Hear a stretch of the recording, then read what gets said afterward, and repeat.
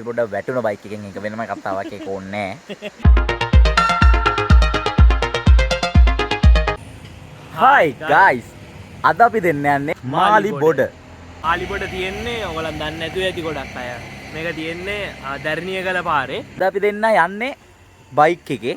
මොකද අද මේ ගමනට යන්නේ මෙයයිමයි විතරයි. මාලිබොඩ යන ගමන් අපි පොඩක් මග නැවතුණා. මේ ප්ලේස් එකත් සුපිරි. අපි දැන් ඉන්නේ මේ දෙල් ඔලුව කියන ලයින් එකේ. දෙල් ඔලුව. මචන්ලා අපි දැන් ඉන්නේ දැරණියගලින් එනකොට තියෙනවා කිලෝමීටර් 2ක්. ඔව් කිලෝමීටර් 2.5මාරක් අගේ ඇද්දි තියෙනවා සංගිලි පාලම. ඒකේ නම තමයි සංගිලි. සංගිලි පාලම. මාලිබොඩට යනකොට දකුණු පැත්තේ තමයි හම්බෙන්නේ මාර ප්ලේස් එකක්. මේ වටේ තියෙන්නේ ඒ ලස්සන view එක.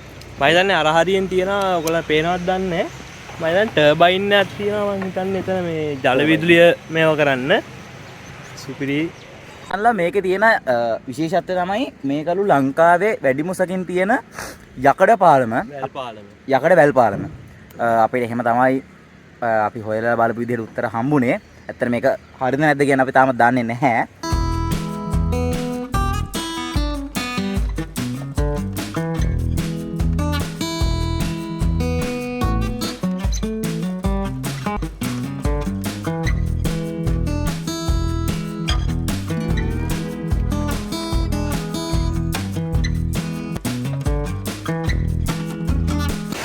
මචංග්ලා අපි මේ ඉන්නේ රක්කනාව ඇල්ලේ. මේක තියෙන්නේ මාලිබොඩට යන පාරෙන් තව කිලෝමීටර් 5ක්. ඔව් 5ක් වගේ එන්න ඕනි. මේ ප්ලේස් එක සුපිරි. වෙන කියන්න දෙයක් නැහැ. මෙතනට එන්න නෙමෙයි හිටියේ. එන ගමන් මගින් අහනකොට මෙහෙ කොහෙද බලන්න තියෙන්නේ කියලා ගමේ කට්ටියගෙන් අහනකොට තමයි කිව්වේ මෙහෙම තැනක් තියෙනවා. ඔයගොල්ලෝ ගිහිල්ලා බලන්න කියලා. ඒ කියන්නේ මේ වගේ තැනකට ඇවිල්ලා නැත්තම් වැඩක් නැහැ. උඹලා ජීවිතේ විඳපන්. ඒක නැත්තම් තේරුමක් නෑ බං. මෙතන තනිකරම නිකාර ෆැට්නා දෙනියායේ වගේ තමයි තියෙන්නේ. ටොප් එකත් එක්කම දියැල්ල වගේ තියෙනවා. මරු සුපිරිම ප්ලේස් එක නාන්න සේෆ් පිට ඇවිල්ලා නාන්න ඕනි කරන ඕන දෙයක්. සුපිරිම ප්ලේස් එකක් නාන්න තියෙන. එහෙනම් අපි ඇල්ලට සමුදීලා රක්කන ඇල්ලට ආයි දැන් මාලිබොඩ ගමනයක්. අපි දැන් ආයි මාලිම්බඩ හන්දිය පහු කරගෙන මාලිම්බඩ යන පාර පහු කරගෙන ආයි යනවා.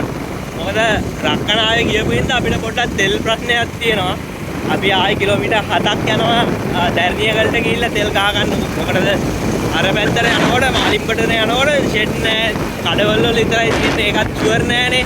රිස්ක් එකක් ගන්න බැරි හින්දා අපි ආයි කිලෝමීටර් 7ක් ආපස්සට ගිහිල්ලා ආයි තෙල් ගහගෙන තමයි මේ පාරේ ආයි යන්න හදන්නේ. බලමු මොකද්ද වෙන්නේ කියලා.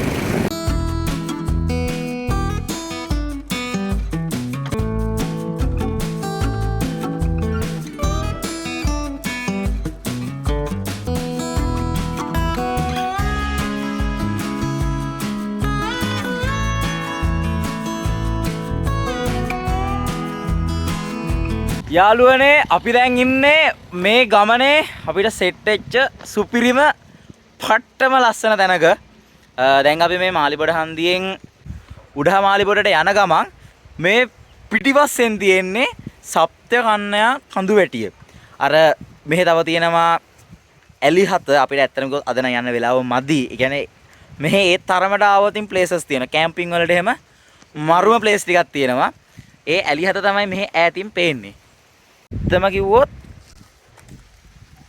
මෙහෙ තව විශේෂත්වයක් තියෙනවා. මාලිබොඩ තමයි මාලිබොඩ කියන පැත්ත ලංකාවේ වර්ෂාපතන ලැබෙන එක අතින් වැඩිම ප්‍රදේශයක්. ඒ කියන්නේ වටවල, තලව කැලේ, මාලිබොඩ ඔය කියන ඒවා ලංකාවේ වර්ෂාපතන වැඩිම ලැබෙන ප්‍රදේශ ටික. ඒ කියන්නේ මේ තියෙන්නේ මධ්‍යම කඳුකරේ බටහිර පැත්ත. හරියම කිව්වොතින් අපි දැන් ඉන්නේ සිරිපාදේ. ඔව් සිරිපාදේ පාමුලක. මෙතනින් එහා පැත්ත සිරිපාද සමනල අඩවිය. ගොඩක් කට්ටිය දන්නවද ඇති මේ පැත්තෙන් සිරිපාදේ යන කට්ටියත් ඉන්නවා. ඒ කියන්නේ කැලේ මැද්දෙන් යන්න ඕනේ සිරිපාදෙට. ඒ යන කට්ටියත් ඉන්නවා මේ පැත්තේ. ඉතින් ඒ යනවා නම් ඉතින් ඔය හැටන් පැත්තේ යනවට වඩා මේ පැත්තේ තමයි ලස්සනම ඉතින් යනවා නම්. පරිසරයේ සුන්දරත්වය විඳගෙනම යන්න පුළුවන්. ඩේ ට්‍රිප් එකක් යනවා නම් සුපිරිම පැත්තක් ඈ. නාන්නද view point wow. අපේ ගමන් සගයා තමයි මේ ඉන්නේ. අපි දැන් එනකොට හම්බුණා මම දන්නේ දැරණියගල පහු වෙනවත් එක්කම නාන්න පොට් එනකොට මේ තියෙන කඳුවල හැටියට බයික් එකේ යන්න බෑ. එක්කෙනෙක් බැහැලම යන්න ඕනේ. ඔයගලන් දකින්න නැති පාරවල් හරි අමාරුයි. අරු යනවා තනියේ මම කන්දන එකකට යන්න ඕනේ පයි.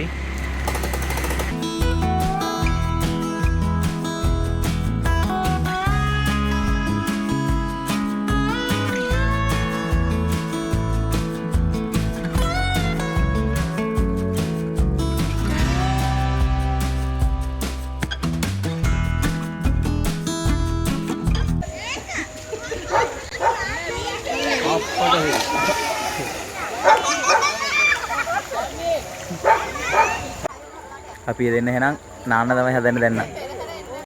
මේ වෙලාව අපි දෙන්න ඉන්නේ දැරණියගල ටවුන් එක ළඟම. එතනින් තමයි අද අපි දවසේ නාන්නේ. අපේ මාලිබොඩ ගමන එහෙනම් මෙතනින් නිමයි. එහෙනම් ඉතින් පරිස්සමින් ඉන්න කියන තමයි තියෙන්නේ. අපි අද මුලින්ම සංගිලි පාලමට ගියා. ඊට පස්සේ රක්කන ඇල්ලට ගියා. ඊට පස්සේ තමයි මාලිබඩ ඇවිල්ලා view point එකට ගිහිල්ලා උඩහ මාලිබඩට ගියා. එතනින් අපේ ගමන එන්ඩ් කළා. මොකද එතනින් හට යන්න අද දවස මදි වෙනවා අපිට. තව දවසක් තියෙනවා නම් බලන්න ඕන තරම් තැන් තියෙනවා මෙහි. ඔයාලා මේ පැත්තේ ආවොත් අනිවාර්යෙන් එන්න.